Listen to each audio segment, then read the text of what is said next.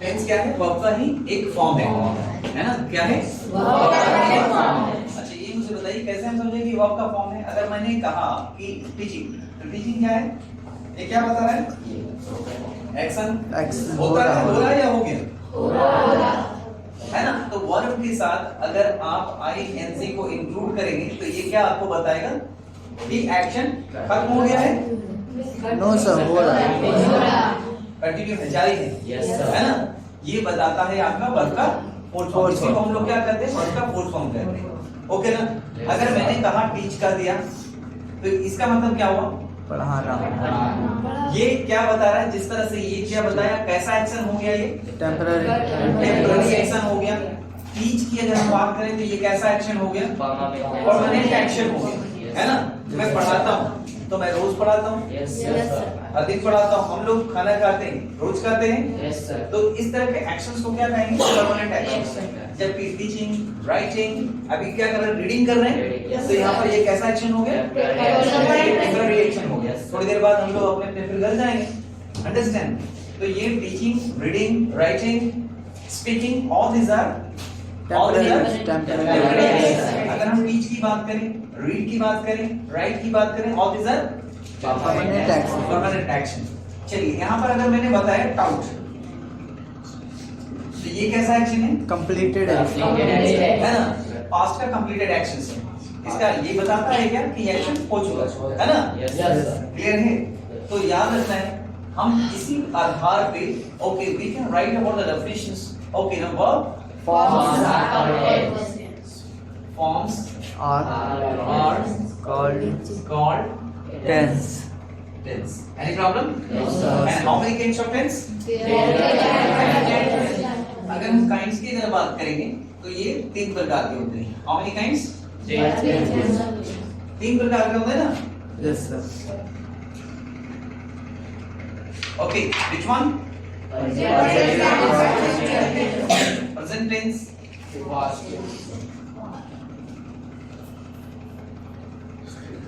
Okay ना? Present tense. What is present tense? It refers to the present time. Is called present tense. मतलब जो वर्तमान समय को बताएगा उसे हम वर्तमान काल कहेंगे। And the second one? Past tense. What is past tense? It refers to the past time. Is called past tense. Future tense. It refers to the future time. Is called future tense. Any problem? No sir. Very good.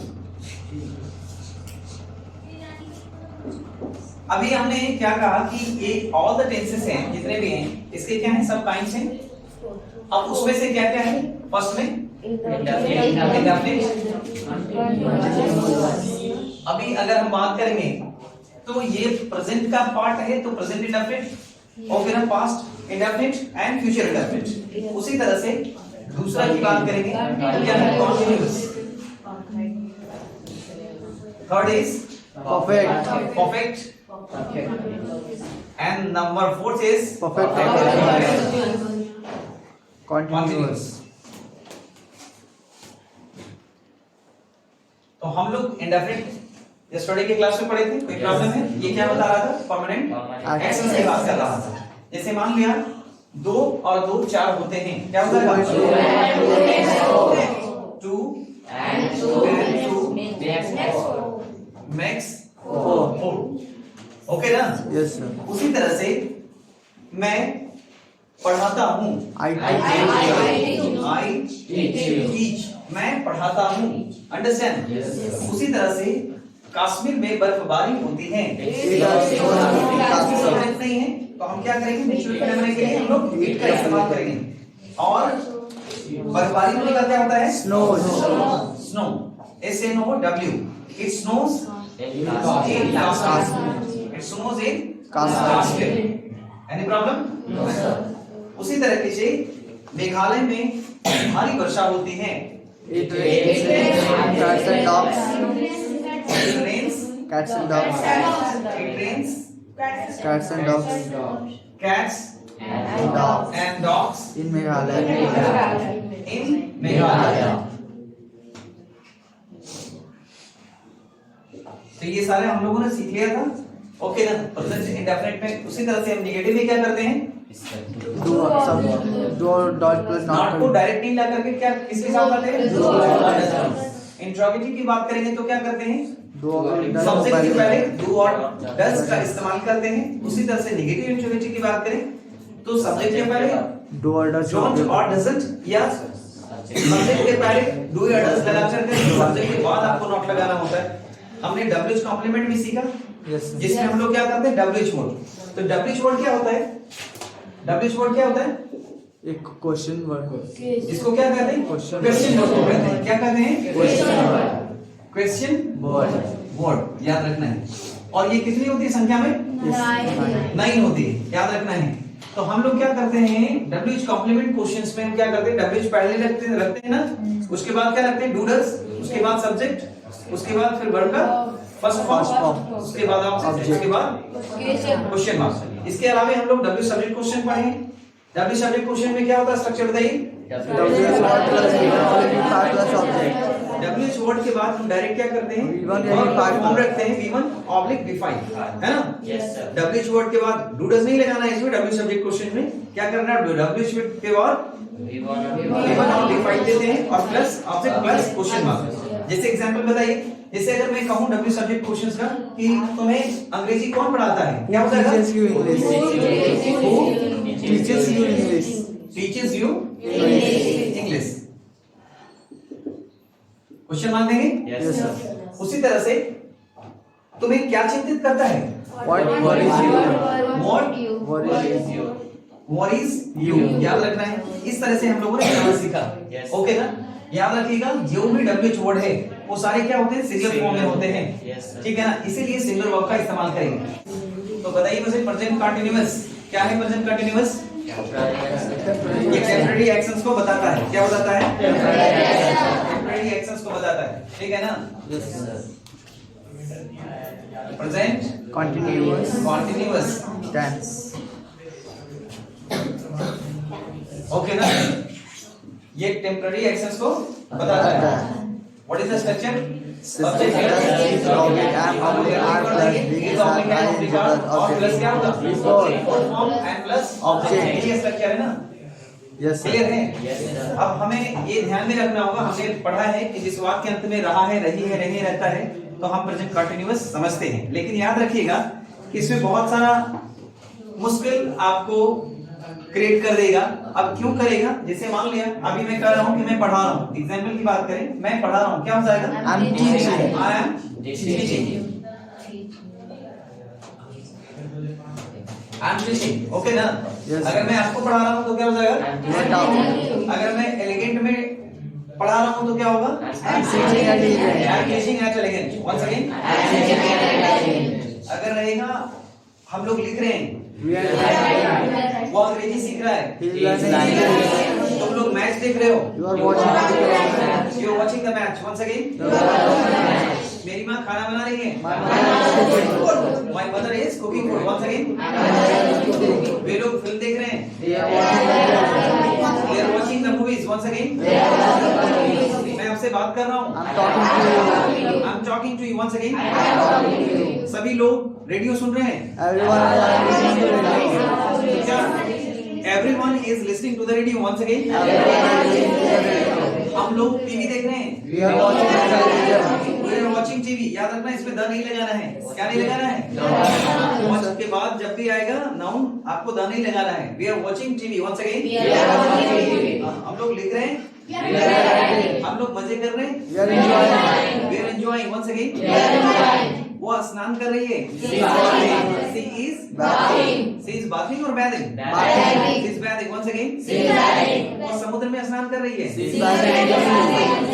she is taking a bath, bathing in the sea, sir, in the sea, once again। she is bathing, she is taking a bath or bathing, she is bathing, क्योंकि क्या बताया गया है, ये enjoyment के लिए जो सब चीज करते हैं उसके लिए Yes, bathing sir. करते हैं। For the purpose of enjoyment, if you बात, okay ना, the use bath and either you have to use what, take a bath, Take a bath. okay ना, what you use, take a bath, is it clear? Yes, sir. अच्छा चलिए, अब रहा है, रही है, ये तो आ रहा है, ठीक है ना।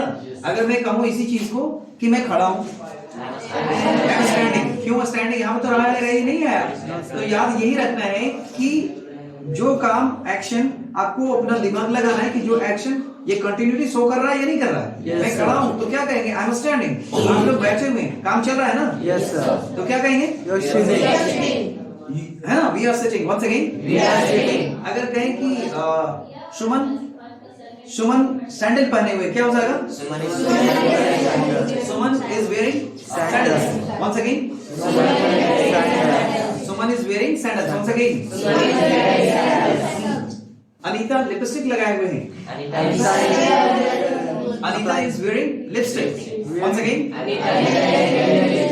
Anita is wearing lipstick. Once again लगाए हुए हैं, याद रखना है। तो यहाँ पर क्या है, जो भी एक्शन है ये शो कर रहा है, क्या कंटिन्यूस शो कर रहा है, जिसके कारण से हम क्या कर रहे हैं? प्रेजेंट कंटिन्यूअस में इन वाक्यों को रख रहे हैं। Is it clear? Yes sir. अच्छा, ये अब याद रखना होगा कि कुछ जो हमारा होता है एक्शन, वो हमारा सेंस बेस्ड होता है, ठीक है ना? याद रखना है इससे सेंस ऑर्गन्स कौन कौन से हैं? Nose, ear, eyes, skin, tongue and skin, यही है ना?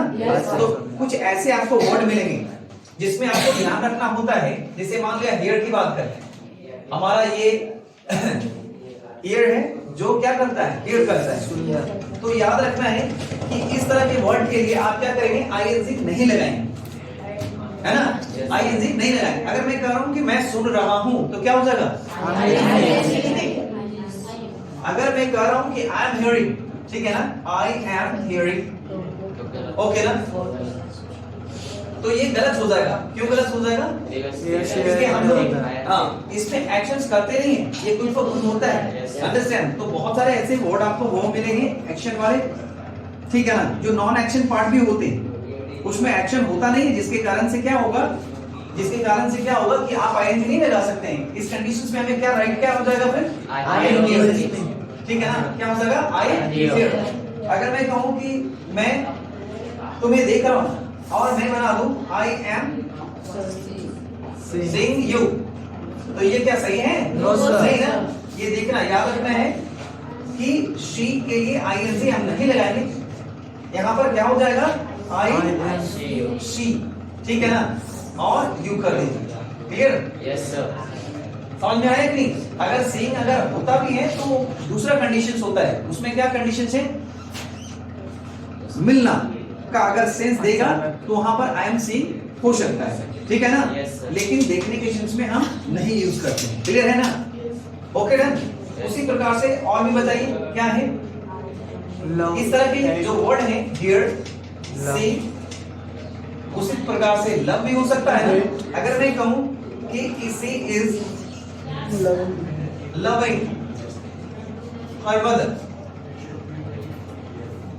तो याद रखना है सी इज लविंग, यहाँ पे लविंग नहीं होगा। क्यों नहीं होगा? क्योंकि इस तरह के जो वर्ब होते हैं क्या कहलाते हैं? स्टैटिक वर्ब कहलाते हैं। क्या कहलाते हैं? Static verb. और ये स्टैटिक वर्ब क्या होता है? ऐसे वर्ब जो आईएनजी फॉर्म नहीं जो लेते, आईएनजी नहीं लेता। और क्यों नहीं लेता है? इसका कारण क्या है? सेंस ऑर्गन्स का, क्योंकि सेंस ऑर्गन से जो भी एक्शंस होते हैं उसमें हम लोग करते नहीं हैं। वो केवल इंफॉर्मेशन पर्पस से होता है, याद रखिएगा। उसमें कुछ करते नहीं है, ऑटोमेटिक होता है।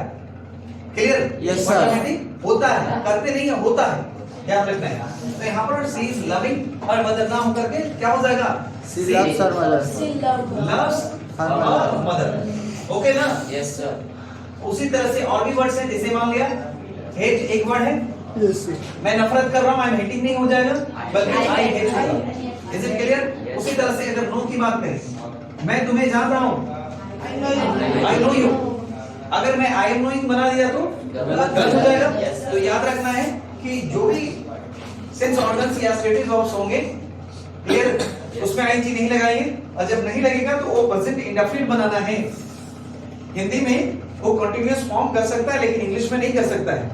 प्रेजेंट इंडेफिनिट को प्रेजेंट इंडेफिनिट में ही बनाएंगे और प्रेजेंट कंटीन्यूअस को भी इंडेफिनिट में कब बनाएंगे? जब वो स्टेटिक वर्ब रहेगा। Is it clear? इसी तरह से कुछ और वर्ब है, जैसे ओ मींस क्या होता है? अपना वो रेडी होना। क्या होता है? रेडी होना। और बताइए और क्या क्या वर्ड है? उसी तरह से सीम मींस क्या होता है? प्रतीत होना, प्रतीत होना।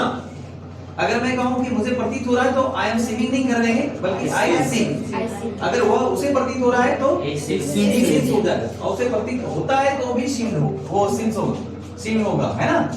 चाहे वो कंटीन्यूअस रहे चाहे इंडेफिनिट रहे। क्लियर है? और कुछ वर्ड से बताइए, इसके लिए और है यस क्या क्या बताएं? फील की बात करें, ठीक है ना? थिंक की बात करें, उसी तरह से बिलीव की बात करें। तो ये सारे क्या हो गए? सिंगल वर्ब से। Any problem? No sir. तो इन सब पर नहीं बनाइएगा। कई और चीजें हैं जिसको मैं बताता हूं। ओके, स्टॉप कीजिए।